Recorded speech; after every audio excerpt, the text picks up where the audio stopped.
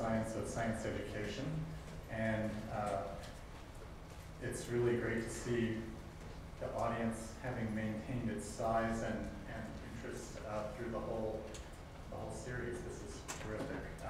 I'm going to, as usual, just welcome you all on behalf of the Senate and turn over the actual introduction to Bill Watson.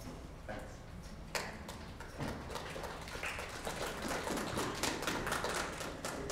Thanks, Scott. I'm Bill Watson, Chief of On-Site Learning here at the National Museum of Natural History. I'd like to extend my welcome and again my thanks to all of you for being here. I'd also like to extend a welcome on behalf of Sherry Werb, Director of Education and Outreach, and Michael Mason, Director of Exhibits. And a thanks to the Senate of Science, or the Senate of Scientists, for inviting us to host with them this series, the Beyond Diffusion series. And finally, I'd like to thank Christian Samper, the director of the museum, for his vision in supporting this and supporting the conversations that this has, that this Beyond Diffusion series has instigated in some senses. So thank you, Christian. One word of logistics before we begin. As in the last the first four lectures, our presenter will speak for about 40 minutes to an hour, after which we'll have about 30 minutes for questions and answers. And at noon, we'll conclude and sort of adjourn to the cafeteria for lunch. And then anybody who would like to join us for that lunch is welcome to meet here at the podium at that time, and we'll walk down together. So just as we've done in the past, for those who are new to the series, we want to sort of remind you of the history and how this came to be. The series arose from a series of conversations that Sherry, Michael, and I had with the leadership of the Senate of Scientists, including then Chair and now Associate Director for Research and Collections, John Coddington, and current Chair, Scott Wing. And then when this series was conceived, John articulated the reasons for it and the Senate's vision for sponsoring it very succinctly. And in short, what he said was, our idea is to invite the best in the field of science education as speakers in a series of lectures. In general, the purpose is to introduce to Smithsonian scholars who basically live and die by their ability to formulate and test hypotheses with data to whatever the analog to that process is in the realm of education and exhibits. So I'd like to sort of add also that an important feature of this series for all of us is to, in a sense, provoke thoughtful and inquisitive conversation about our work as scientists, educators, and researchers, and how we can work together for the shared goals of the museum. So in the first four lectures in this series, Bruce McFadden, Martin Storksteeg, Phil Bell, and John Falk certainly sparked exactly those kinds of conversations, both at the time of the lecture and immediately beyond it and since. Today's topic, what do visitors really know about evolution, how do we know what they know, and what can we, or how do we know what they know, and what can we do about it, should be no different. And in a sense, it really sort of comes full circle. Our first conversation, our first lecture was about displaying evolution in museums, and this is really about sort of the psychology of understanding and learning evolution and what we can do to help that process. So our speaker today, Margaret Evans, is lecturer in the Department of Psychology and an assistant research scientist at the Center for Human Growth and Development at the University of Michigan, Ann Arbor. She examines the development of children's intuitions about causation because these provide the foundation for their understanding of the major domains of inquiry they encounter in and out of school. Her PhD in developmental psychology focused on the emergence of evolutionary concepts in families from diverse religious communities.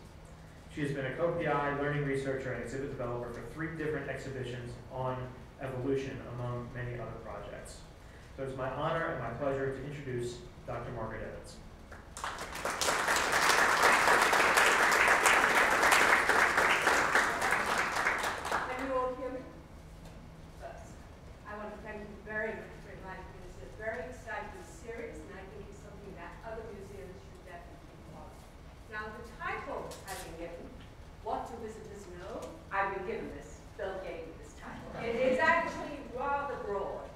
So I'm going to actually go through a lot of material, but briefly.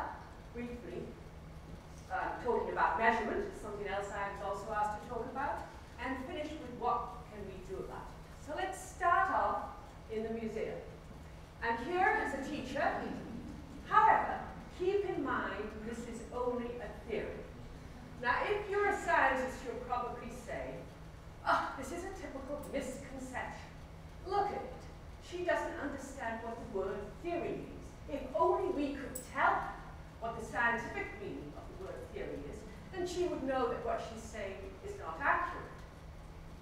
But actually, what scientists have done is take the everyday meaning of the word, everyday word, theory, and turn it into a specific, well-defined way of thinking that is not accessible to the public. So for the public, in everyday language, a theory is hunch, an idea, something that's easily overturned. Oh, that's just a theory of yours.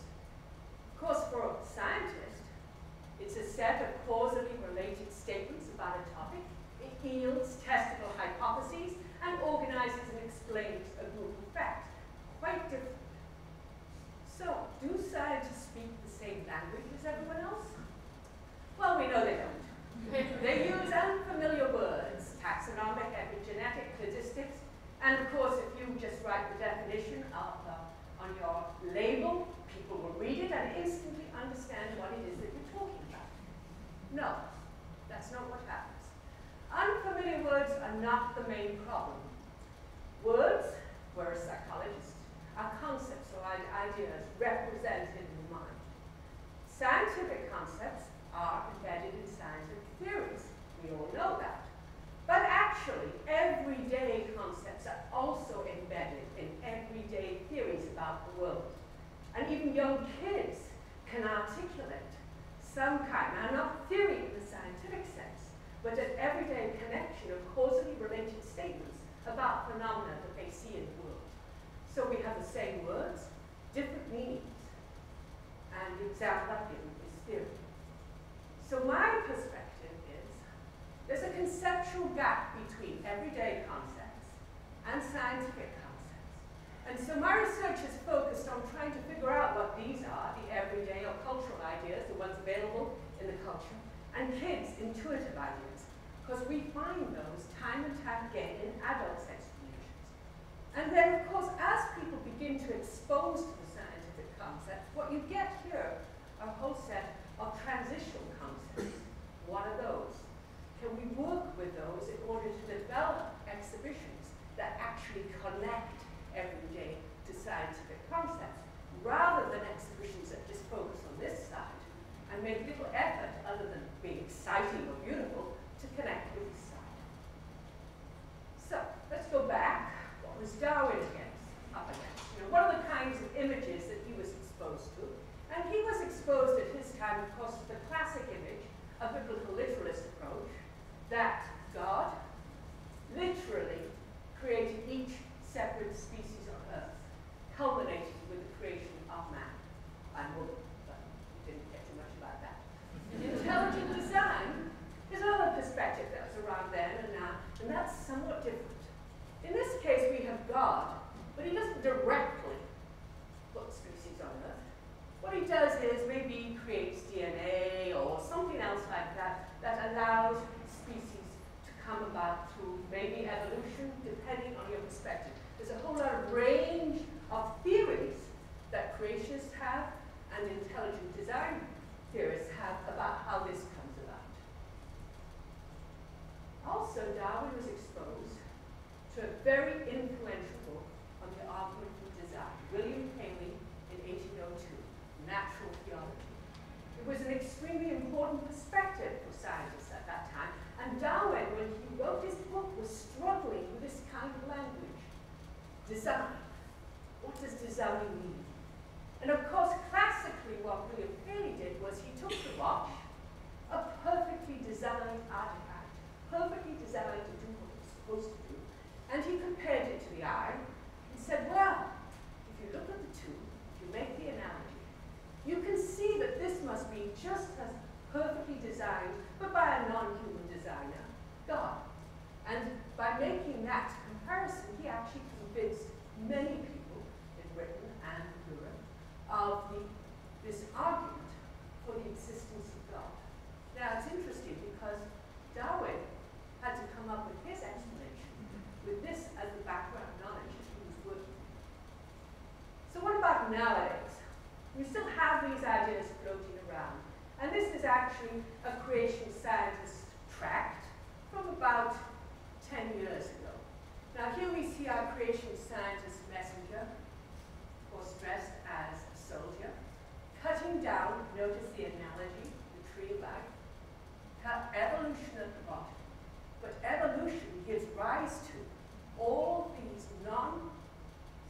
materialistic ideas, humanism, racism, paganism, euthanasia, all of these ideas are part and parcel of this attitude towards life which scientists have, from the creation scientist point of view, in which you deny purpose and you give a materialistic explanation of why we're on. So if you look at those images, which are very powerful, and you realize that people exposed to those images, they're not stupid. This is a very powerful image and gives you some sense of why it is we think they think they're wrong. But actually, even if you accept evolution, just look at the images that they're exposed to. I was wondering when you've noticed there's a lot more steps. And this is not an atypical image. But notice this. Here it's progressive. It's improving. By the way, you go from small dark creatures to large white creatures. They're also anagenesis. One kind changes into another kind. So embedded in this supposedly pro-evolutionary image are a host of misconceptions. So, the fact that we don't understand evolution, and you've already heard from Bruce McFadden, as most of us don't, is it a symptom? Is it because we're exposed to the images? Or in fact, are they symptoms of an underlying kind of reasoning about the world that makes it difficult for us to understand evolution? So we've introduced a Bible-based creationism, design-based, intelligent design-based ideas. What are these? So my claim is, in fact, these and ideas are, in fact, symptoms of the mental or cognitive barriers to evolution in thought. And the more we understand those barriers, the better that we'll be able to design exhibitions that actually address them. One of them is what we call essentialism. If you read in the history of science, you know this is a strong idea. Immutability, species were created as they are, one kind cannot change into another. It has several other manifestations. The other is teleology or purpose. And that life is purposeful, it's directed towards a goal. And the third is anthropomorphism. I call this anthropomorphism. In psychology, we actually have a phrase called theory of mind or naive or intuitive psychology, but it's captured with the word anthropomorphism. And here, when we look at artifacts such as Paley did, we make the artifact, the analogy from perfect organisms to artifacts that we create.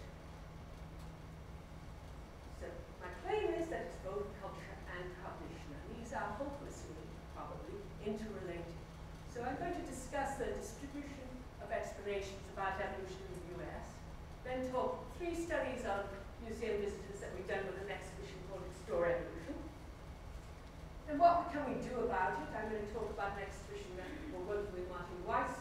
We did called Life Changes, and then revisit the theoretical perspective. You probably know this, but you should be reminded. And actually what's interesting is it's unchanged in the last 20 years. And probably if they didn't Gallup poll before, it would be much different. So 45% of the representative sample of the US population believe that God created humans. Now, an important thing to note here is that these questions by the Gallup poll are normally just about humans. It's different if you ask about other species. 38% is some variation on theistic evolutionists, which probably most of you who are both religious and accept evolution are. That is, now God takes a much more distal role. God started the whole thing off, and evolution took over. But there are all kinds of beliefs embedded in those ideas. And only 13% of the US population regularly say, oh, this happened just through evolution and God took real part.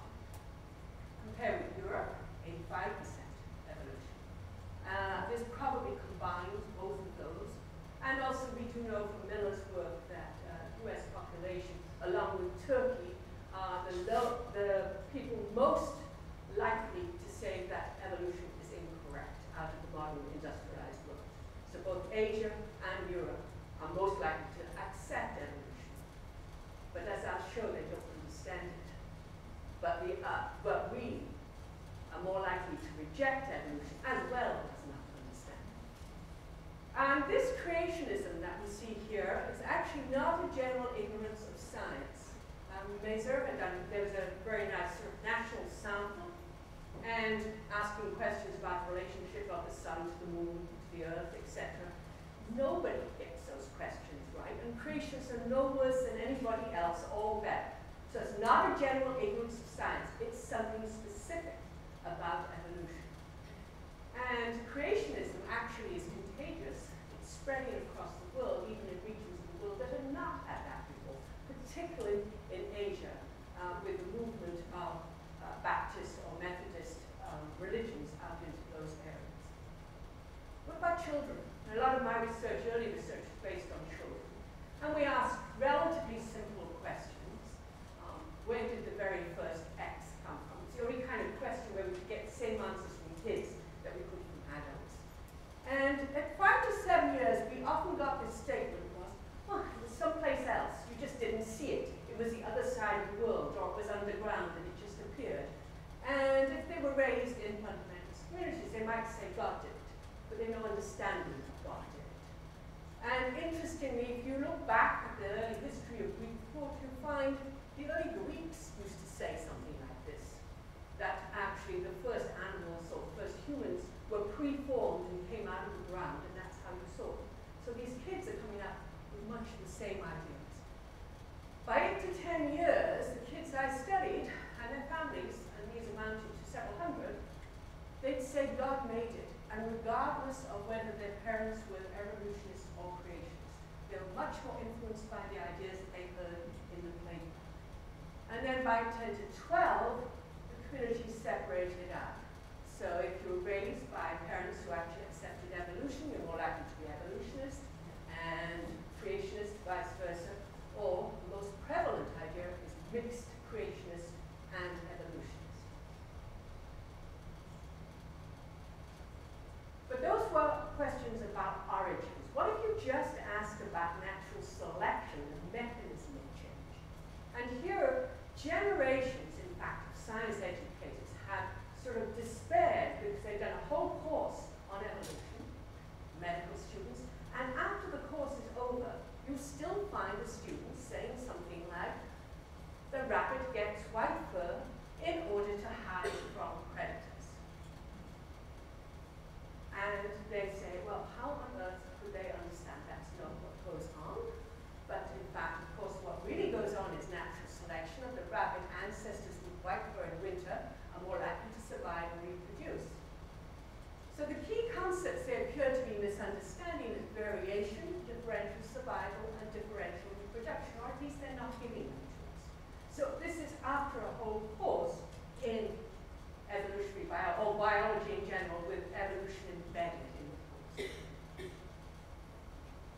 So let's move on now, with that background, that there's different kinds of ideas about origins and about natural selection. Natural selection is basically misunderstood. So even if you accept evolution, that you accept that we originated from different kinds of animals, you still are likely to misunderstand the mechanism and use need-based reasoning. So let's move on to museum visitors. And this was an interview study of 32 adult natural history museum visitors across 3 museums in the Midwest. 60% were college educated or beyond, which is actually typical of museum visitors. I'm not so sure about the Smithsonian because you probably draw a larger population, but it's typical of museums across the country. So we gave them 7 problems about the emergence of new species, and we just asked them to explain them. We didn't tell them that it was about evolution. We wanted to see whether they would spontaneously give us an evolutionary explanation. These were the organisms that we talked about. So this was an exhibition called Explore Evolution, headed up by Judy Diamond, who's a PI, and she's from the University of Nebraska. And there were 6 copies of it put in museums across the Midwest. And each there were 7 exhibits in the Explore Evolution, and we did everything from the evolution of HIV, diatoms, ants, fruit flies, all the way up to the whale, including human and chimp DNA. So there was a separate exhibit on each of those, and what they displayed was current research on evolution on these And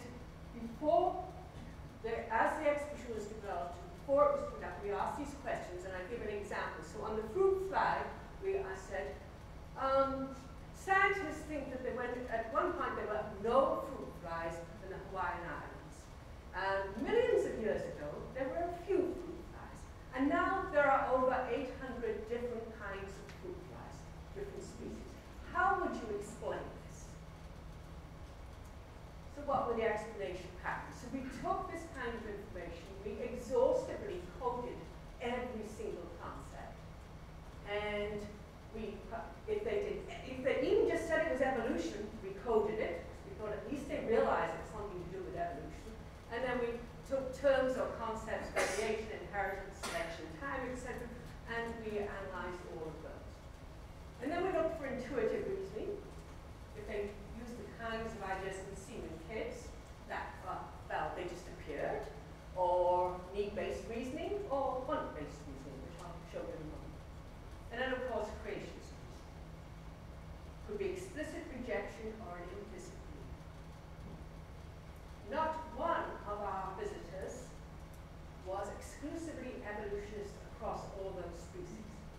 In fact, interestingly, if they did give you evolutionary explanations, it was more likely to be for what I call the visible species, that is birds, humans, and whales. But they also gave you creationist explanations for those species as well. And as far as the invisible species were, or the invertebrates, they didn't seem to think that evolution applied there as well.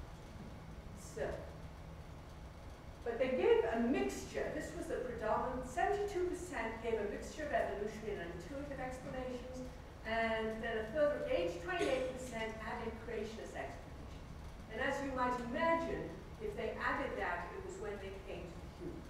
At that point, they would say, well, okay, the rest might have evolved, but these guys did not. They did have a dominant pattern. 38% gave evolutionary reasoning more than 50% of the time. 53% gave intuitive reasoning. And then we had our 6% core creationists who were creationists across all species, apart from, interesting, HIV, which everybody thought is just the scientists haven't seen these new kinds of HIV in this particular specimen. So here's some examples of what they said. This is an intuitive proximate cause reasoning. Obviously, people brought them in. And dole, probably. Dole, pineapple, people brought them in. So this is a typical proximate cause explanation, saying, well, they were there someplace else, you didn't see them. Or the scientists couldn't see them.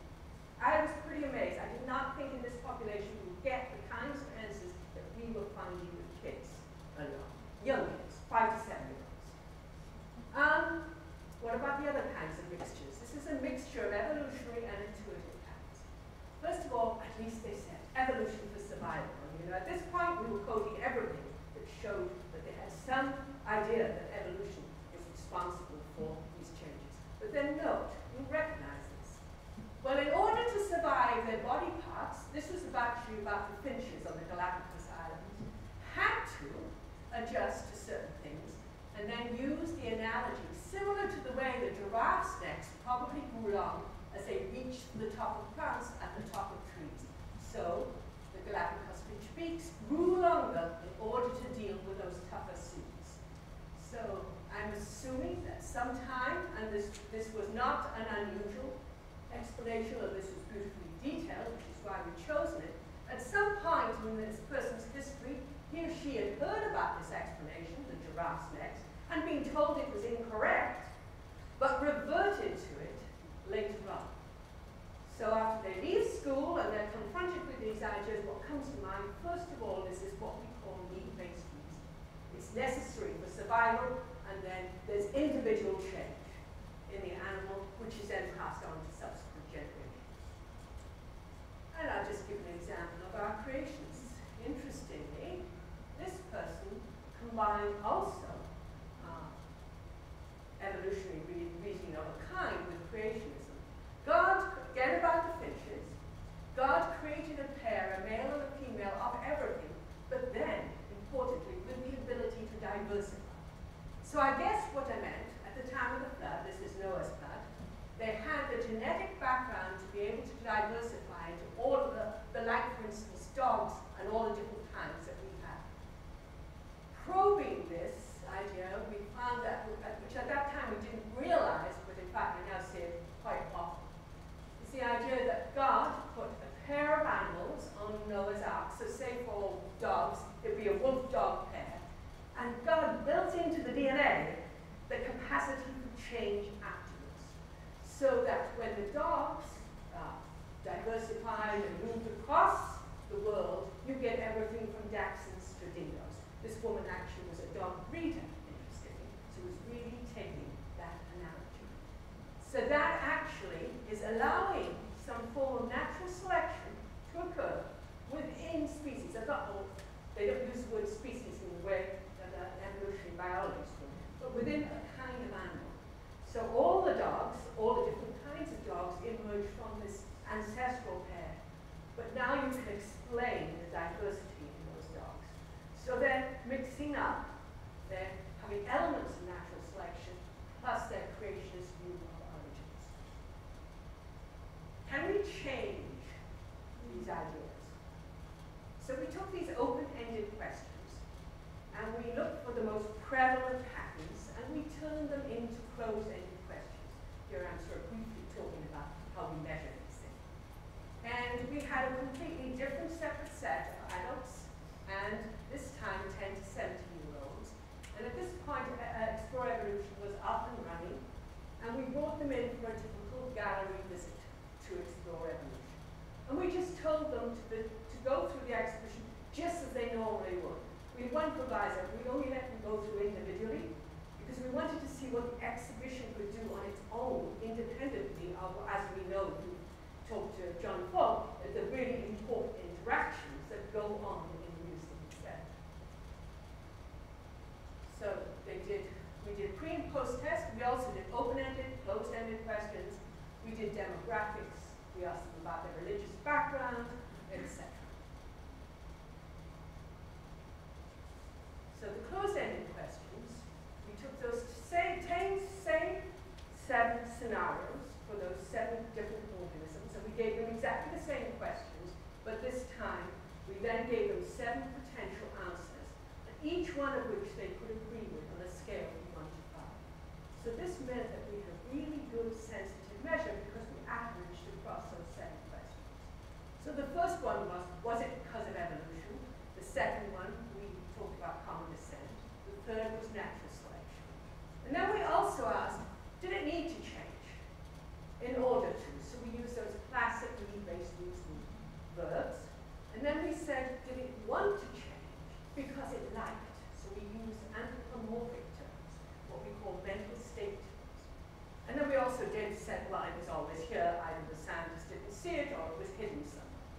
And of course we did, because we had a diverse population, we didn't put God in there, but we used, was it specially created that way? And for a creationist, those are particularly sort of words, core words that they use to describe creationist ideas. And what we found, now these visitors were actually pretty, because of course we had to bring them in, we had to tell them about evolution, we had to go through our institutional review boards, we're not allowed just to bring them in and not tell them that. So we actually, but we still had a range of people, that is, we had some creationists as well as evolutionists, but they're more highly interested in evolution than you would expect from the normal population. But interestingly, so the green bar is pre-test for each of these, and the blue bar is post-test. And so for the evolution terms, thank goodness, they're much more likely to agree with them. And when we did the open-ended questions, they're much more likely to give evolutionary explanations. And interestingly, for all 7 organisms. But for the 2 of these intuitive ideas, I haven't got the proximate cause one up here, but it has the same pattern. Their need-based reasoning increased after this exhibition. Now, you can imagine that we were very careful not to include these kinds of statements like had to, needed to, in any of the, Carl Zimmer was actually the person who wrote the text, and we went through it with a fine tooth comb to make sure there was none of this language there. But it increased. But their want-based reasoning, they're much more likely to say no. And at least among the adults, there weren't many intelligent design, and they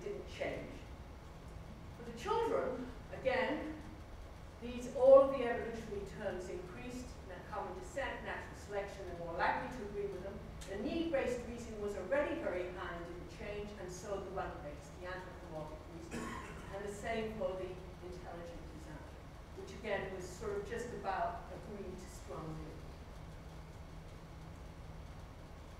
I want to look now at the relationship. One of the things, because we have this very sensitive measurement, the 7 items of a 1 to 5 scale, we can now do good correlations, because this is a good continuous variable, if you're into statistics. So we can do correlations between these different kinds of reasoning factors. So we looked at the 3 cultural ones, the common descent, natural selection, and the one, the creationist one, made that way. And we looked at their relationship to the need-based reasoning, the want-based reasoning, and this proximate cause reasoning, which I didn't show you, which did also decrease after the exhibition. And here is a table of the correlations, and I'll walk you through it. So the yellow, I'm calling the cultural piece, has common descent and natural selection, and intentional design. Here are the intuitive ideas, need-based, want-based, and this proximate cause.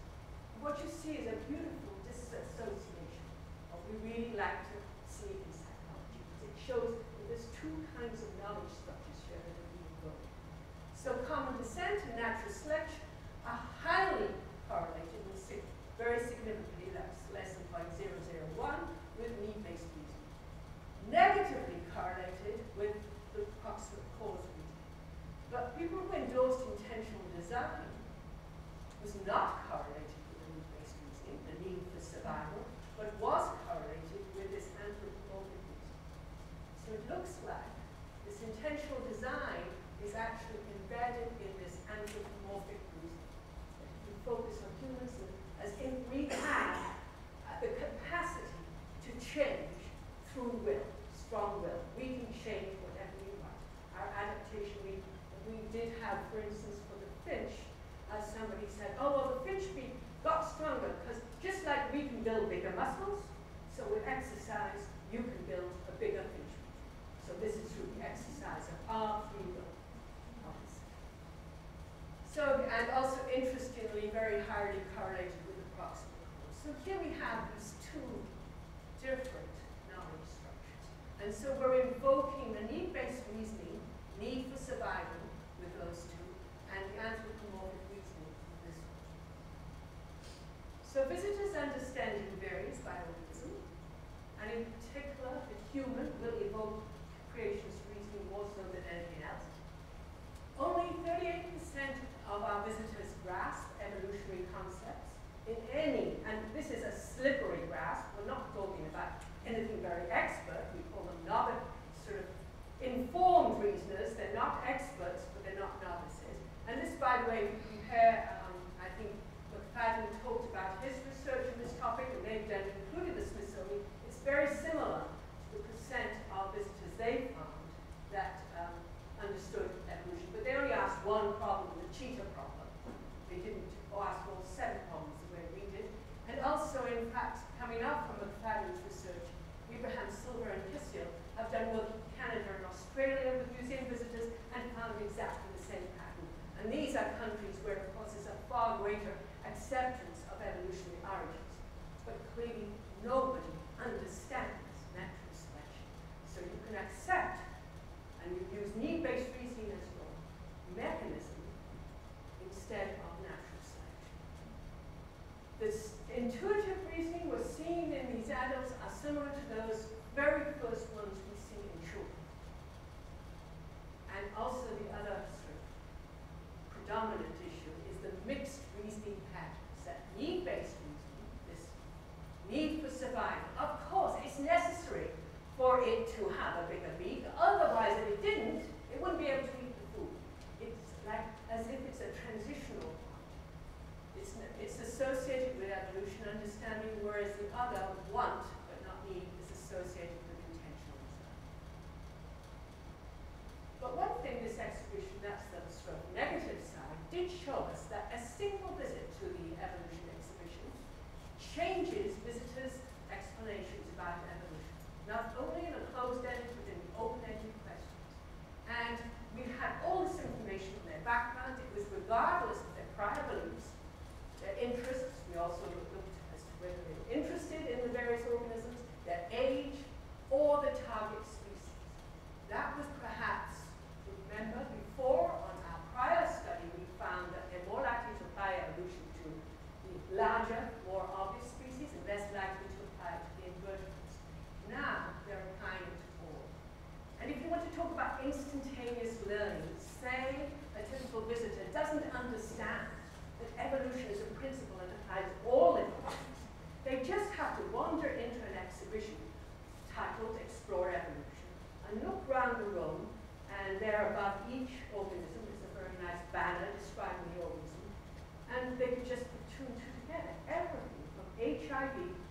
to the where all of them, evolution affects every single living organism.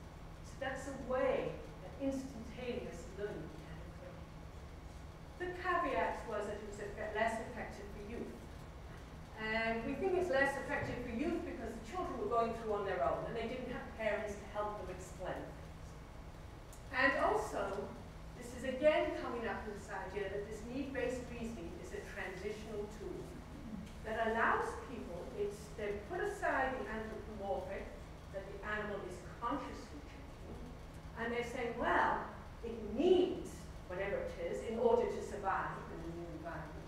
They don't quite understand natural selection yet, but this we think is a transitional tool that allows them to grasp some elements of natural selection. And the change is always incremental. You can't expect major changes with one visit. But if one visit can do this, you can imagine this is part of the cumulative experiences that this person will have in the world, and this one visit helps. But these were, invited adults and children to the museum, and we did a second study, Reza Ter, who's here, headed this up. We actually put microphones like this on parents and children, 12 parent-child pairs, and we recorded every single part of their conversation and analyzed all of it. It was a major undertaking. And we found that their evolution talk varied by organism.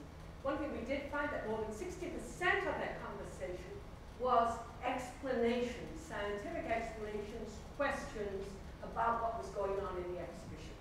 40% was other, but more than 60% focused on the scientific part.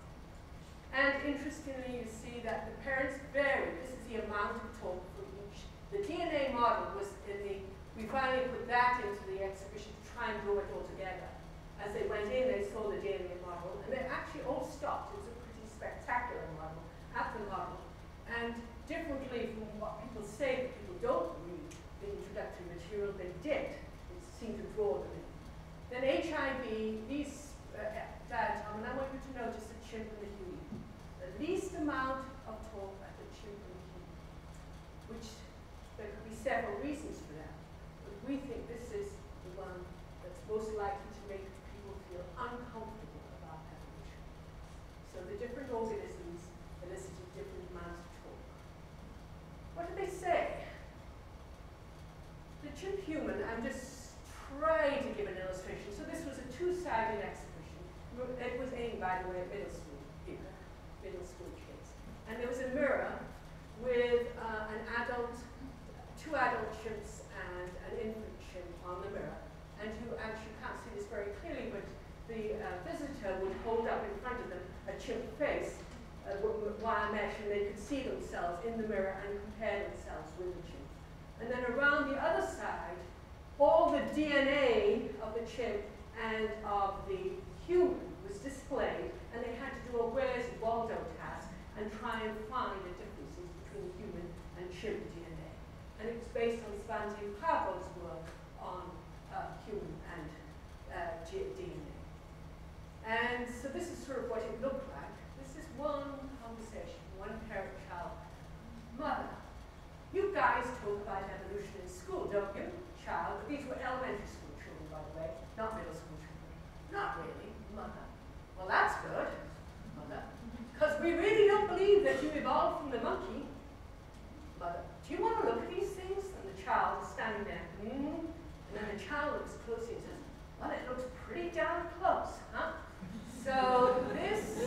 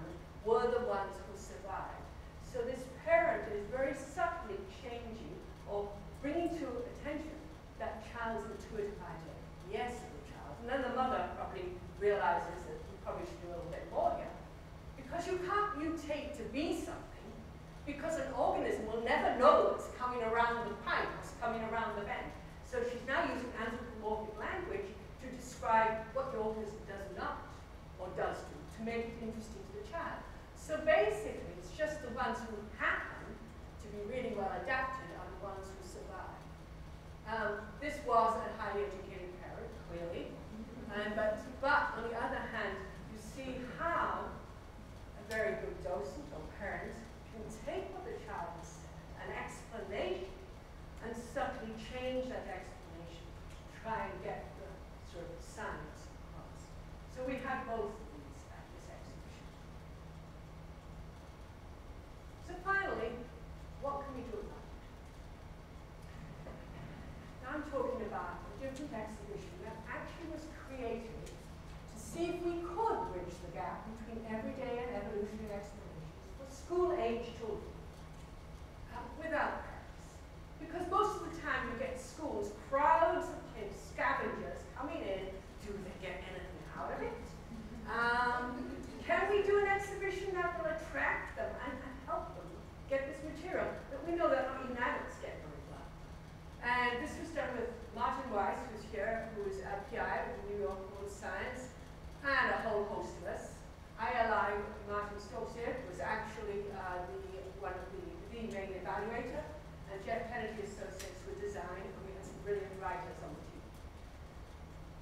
So here we took a different approach to exhibition design. The first one, the one that Judy Diamond did, was really a curatorially driven exhibition.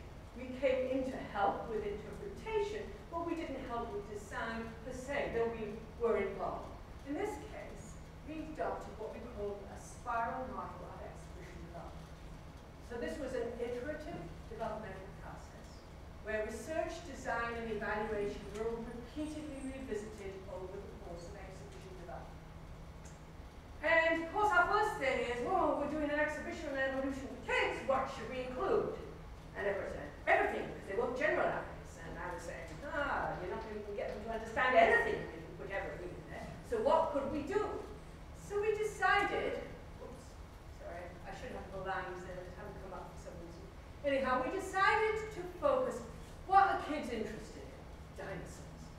We did not want one on dinosaurs because obviously this was a small traveling exhibition. We're not going to be able to put dinosaurs in there. Well, what about bird evolution?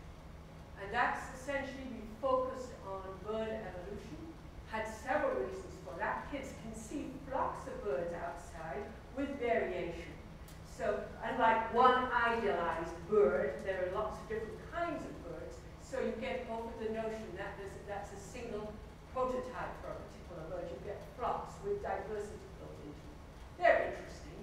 There's a tie-in to the Galapagos finches. And of course, there's a tie-in to the dinosaurs.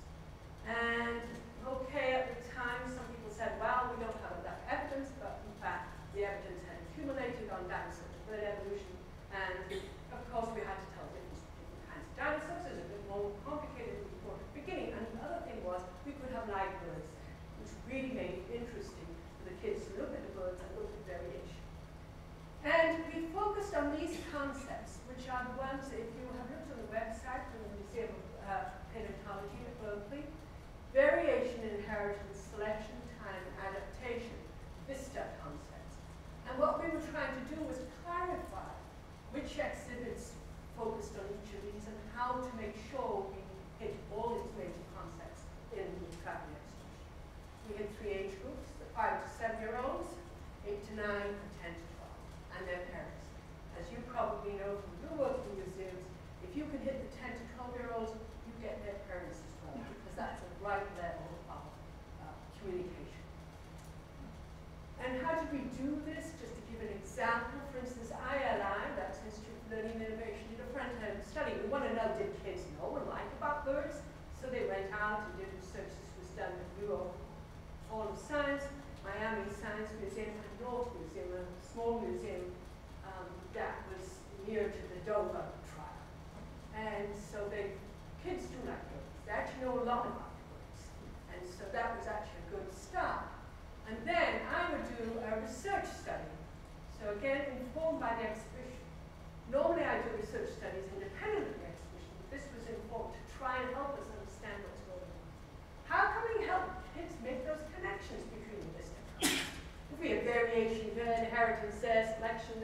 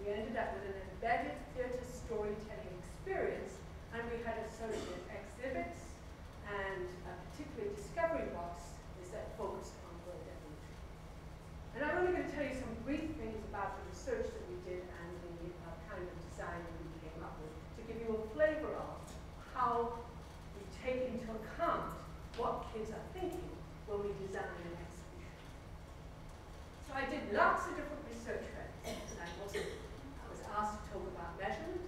I did open-ended questions, closed-ended. We did an actual randomized experiment on the effects of language. And the final exhibition study, which the results are still coming in on, we did an experimental study. And by the way, incidentally, I have mentioned it briefly before, but if you want good measures, there is no point just asking one question. You do not get enough variance in your dependent variable in order to do good statistical stuff. So you need at least three. You have to think about it when you're designing your kind of how on earth you evaluate what's going on. So going back to Judy Dowden's Explore Evolution, we actually had, this was luckily on display at the time at the Museum of Natural History in Ann Arbor. So I was able to use it as a test site. And we actually videotaped kids. We took them all around the museums, to the dinosaurs, to this, and we asked them questions. And then we, from that point, we tried to figure out how best to do the next stage. So it was kind of open-ended inquiries. And this is the Galapagos finches. This example of the finches, the background, the description of the science, and there's some other associated exhibits. Each was in a little part. And this is on the finch beaks, measuring the finch beaks.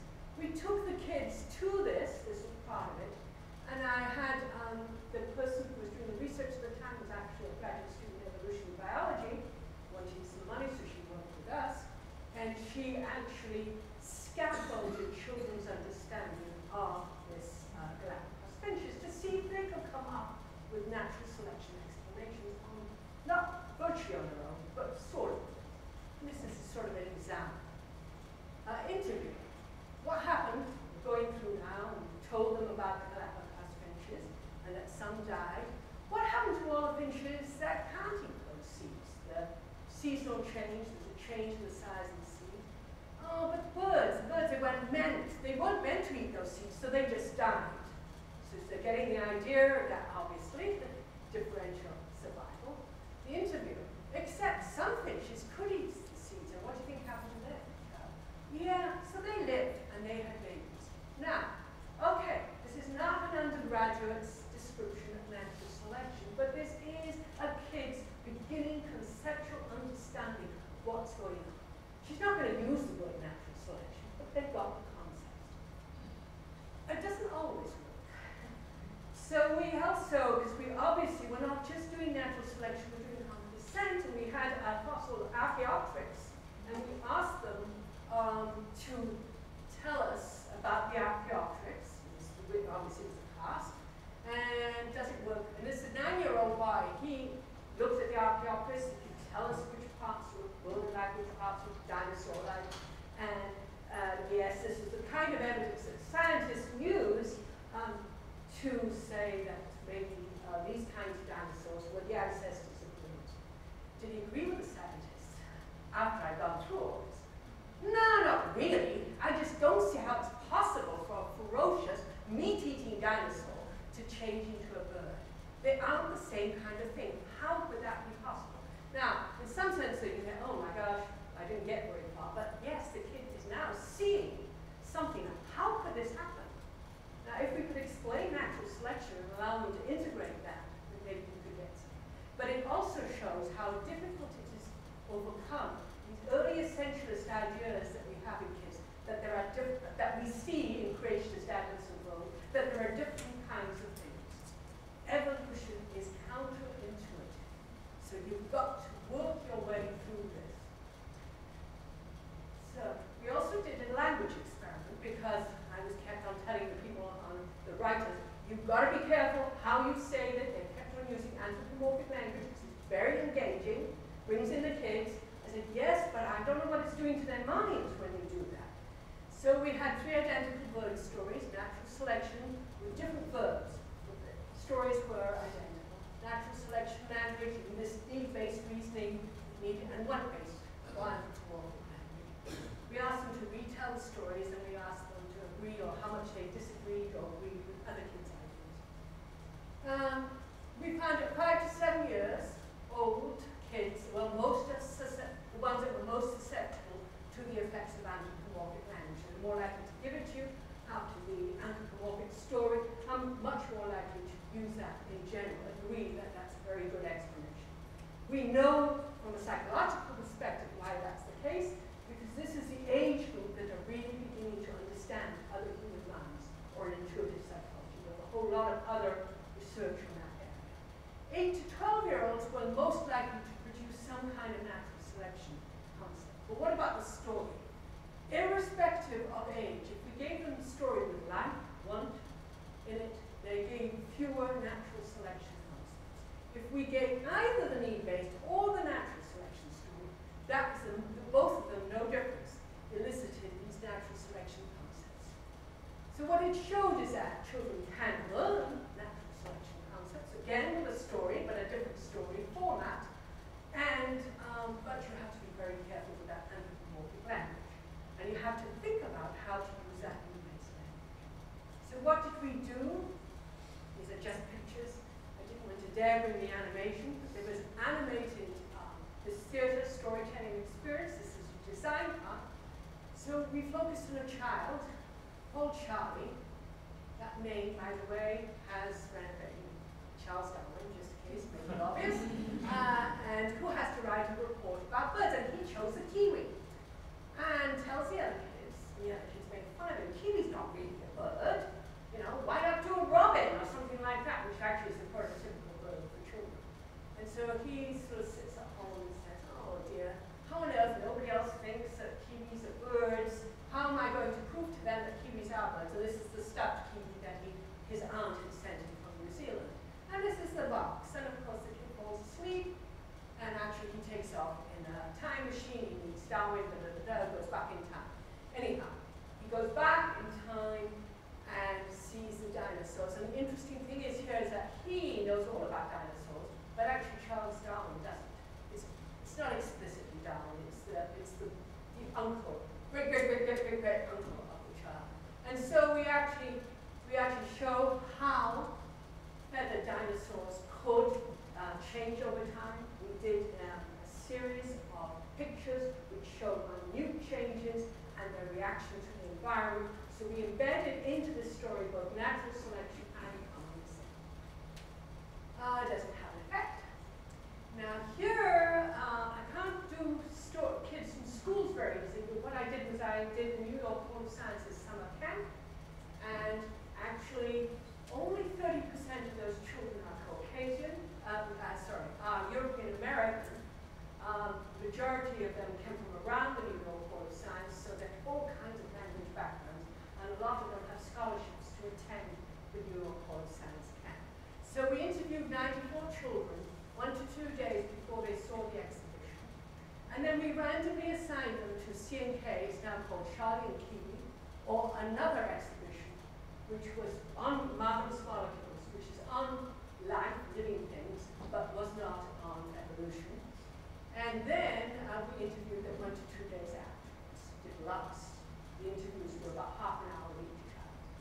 All kinds of questions. I'm only going to give you a flavor of the results.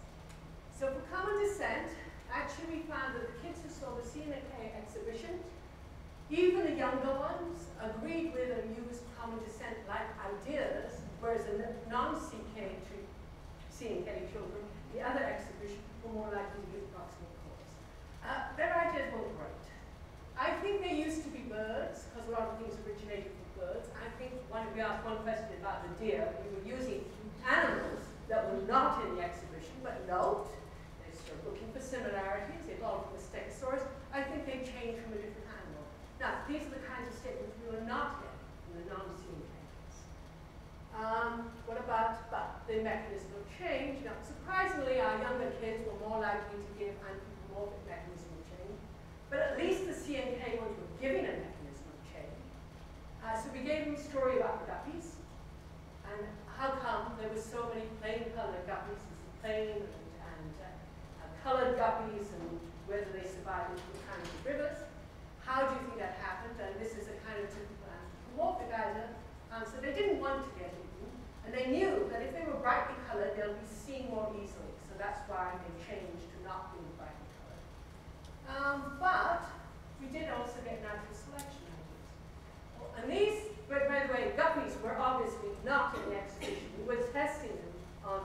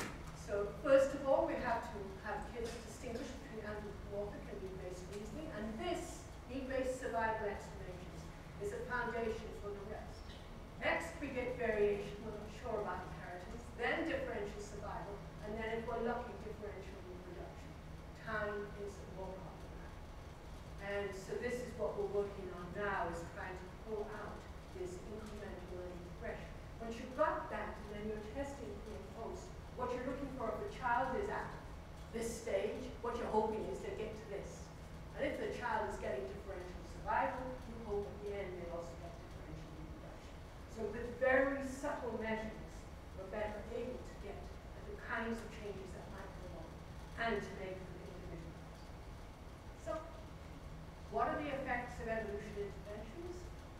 So the intuitive and cultural concepts I've been talking about, no change, proximate cause, always here, anthropomorphic language, or creationist language. The transitional concepts I see as this need-based language, and noticing variation, but not getting variation and differential survival and reproduction, thinking that they just vary for other reasons. And then we get a lot of these mixed intuitive cultural concepts. And this is the kind of reasoning that is most likely to get after an exhibition. Just a minute. Why do we misunderstand evolution? So my claim is it's because our early cognitive biases provides us with essentialist, teleological, and anthropomorphic ideas that are so pervasive and so important to us that evolution counterintuitive. And as Dawkins put it, why does it appear as if the human brain is specifically designed, notice its language, to misunderstand Darwinism? But of course there's also cultural biases, which actually reinforces cognitive biases. And if they do, then we've got a really strong belief system at creationism. I've had in earlier studies, parents, wonderful parents, do not want their kids to understand evolution, because I don't know what to believe. I just want my kids to go to heaven. And you have to accept this point of view is valid and working. So, Darwin, as he said, on the other hand, it might be a lot less trouble to go along with creationism. Thank you.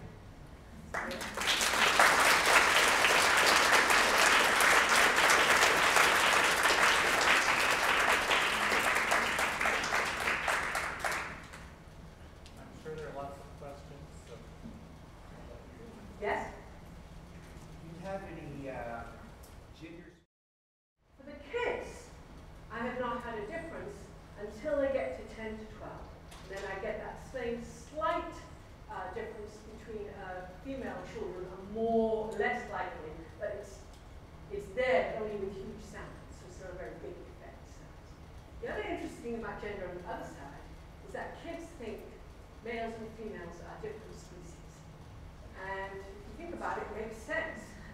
Because, as one little boy says, well, I just learned, he says, that female mammals breastfeed. They've got mammary glands or whatever they're saying, but males don't, so they must be different from females. So it's really difficult to get the notion of what a species is if you have both males and females. So there's different ways of doing that. Sorry. Save you some money, Reverend. Where is this wonderful study going? The practical implementation, specifically in virtually all of the museums, including this one that I've seen, there are marvelous exhibits which imply evolution but never directly address the issues that you're addressing here. Why is it that we don't tie these things together, since they do exist here, and make some statements similar to the ones that you're making here, dealing with evolution? All kinds of reasons. Well, I mean, I understand. Okay, one of the things is no one really believes this stuff. If you're a curator, you're going to do an exhibition on something that you love, and what people understand or don't understand is somewhat irrelevant to your concerns, right? That a major place like this is probably the dominant idea. And so what you really have to do from the other side of the cognitive and learning side is make that relevant. And we did do that for Charlie and Kiwi. We sort of succeeded. I wouldn't say we've incredibly, we haven't got it right yet. So actually there are two different kinds of exhibitions I see. Learning ones. Ones are specifically built with an idea that we're going to bring in these school kids and we're going to help them understand this topic, which is different from an exhibition, say even if you did one on the hominids, where you've got these marvelous things that the public should know about, and they'll come in and they'll be excited about it, but they may not understand evolution yet. So I'm thinking that along those lines, or are there hybrids where you can do that and at the same time really understand? Yeah, I mean, great. It's pardon me, but it's the natural evolution of what it is that we've got here already. Right. So just take taken that extra step. take that extra step. And, yeah, anyhow, that's another question. Well, even more irreverently, maybe our exhibits on evolution should have a door that says no one taller than this gets in. Get all the parents to that. We need the parents.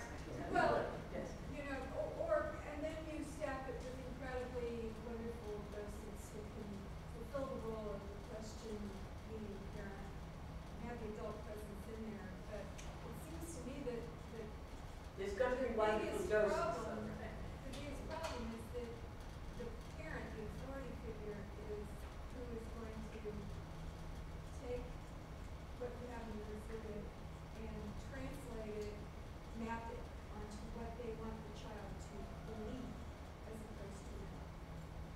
And that's the biggest problem. Well, I don't know that it's the biggest problem. I think it is a bit, partly because I don't think you get, from our studies and Bruce McFadden's studies, we only get probably about 30% of parents. Well, okay. In the population at large, there's 30% are biblical literalists. You're not going to get many of them at these museums.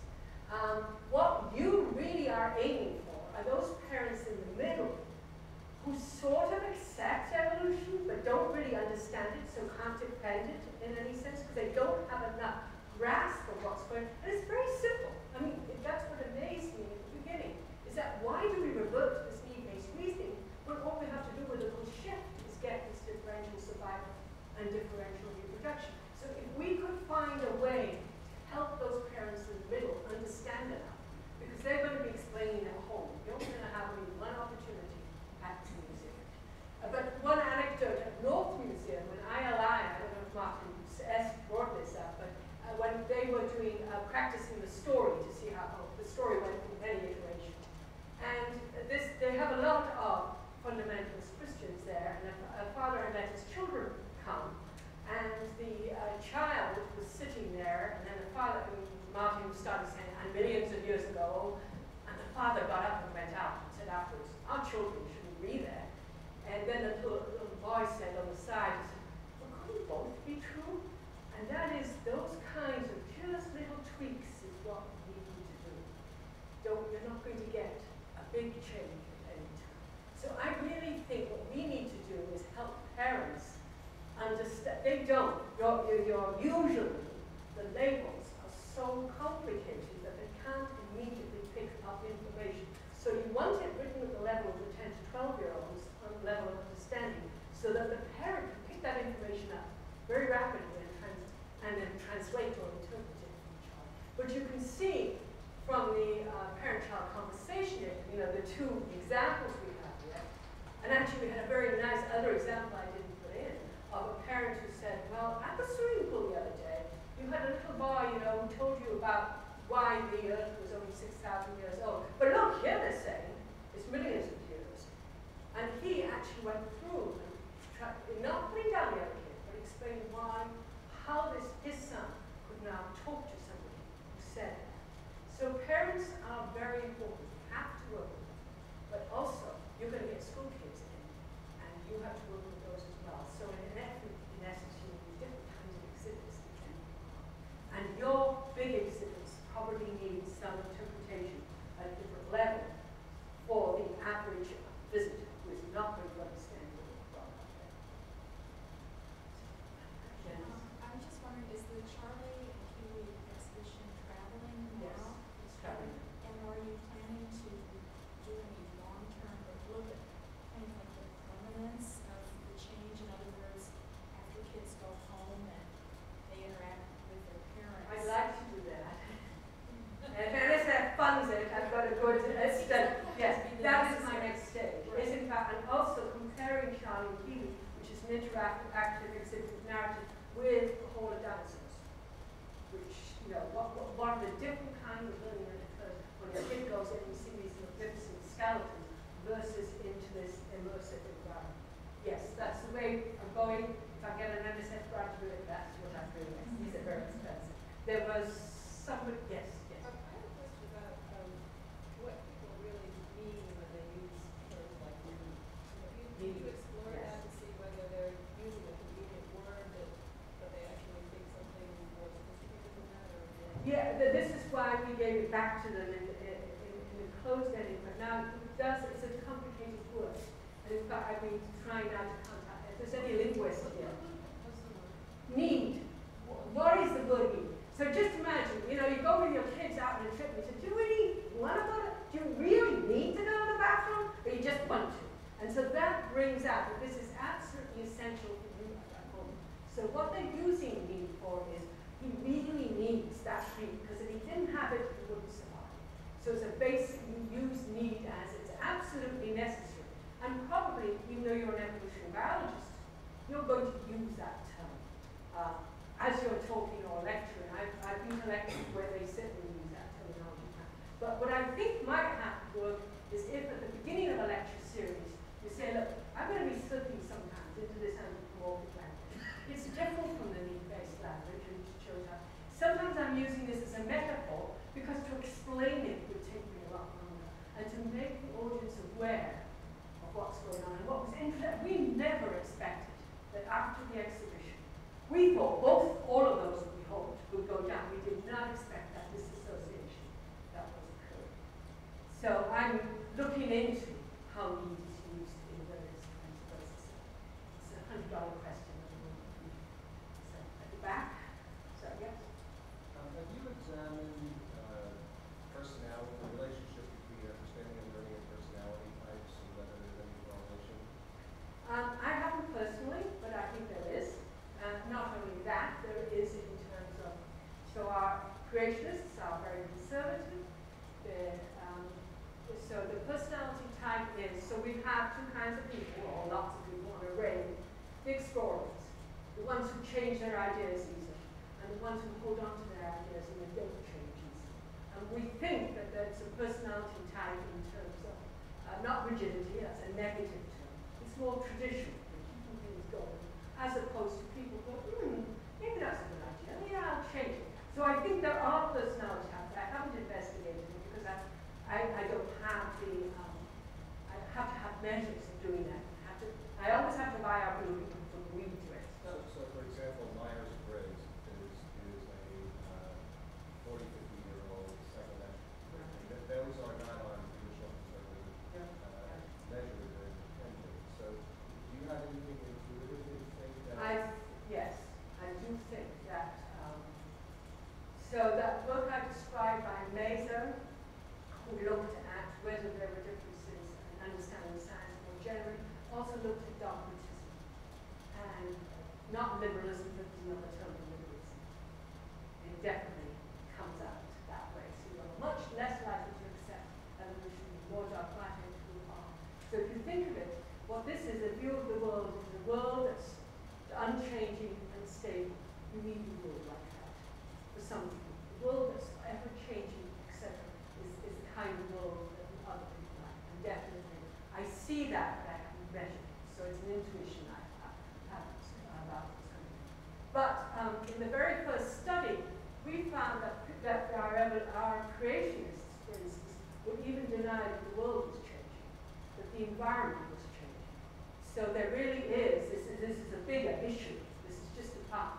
So you've got to accept that change occurs all the time. So it's a weakening of that essentialist idea. And also, why do you have essentialism? Just think of a young kid learning about the world. If the world was dynamic and ever changing in front of them, they wouldn't learn. That's why our young kids are more essentialist.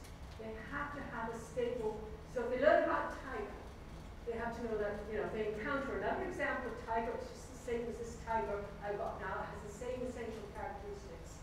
And so I learn the word tiger, I can apply it to these similar kinds of animals. I don't have to learn tiger X with a short tail, tiger Y with a long tail.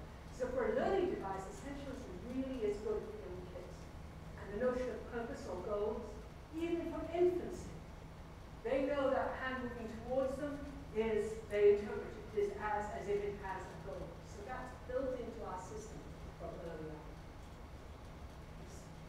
If people in other countries don't understand evolution much better than why do they accept it so much? Because there's two different theories, right? There's natural selection, which is the mechanism, which of course it took Darwin for a long time to get to that point. But he probably accepted the idea that we originated from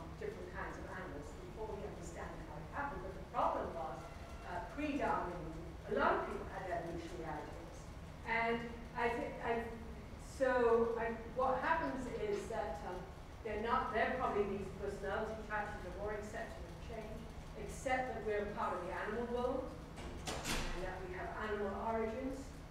And actually what they typically use is what we call the developmental metaphor, and young kids do this, which I just didn't show it, is that we evolved from earlier kinds that are like a change over time, but it's, and they call it development. It's like metamorphosis. Metamorphosis is one kind of death. There's no clue how it happens. And so why it is that nobody, they just have not, the other thing is they haven't been exposed to creationist ideas. So this is this interaction of cognition and culture. So in fact, I have a strong suspicion in Korea, where there's a long, big movement now for Baptist missionaries, etc., going to Africa, that they will be shifted for that reason. Once those ideas are there in the environment, they're going to pick up and say, oh, that makes much more sense than this evolution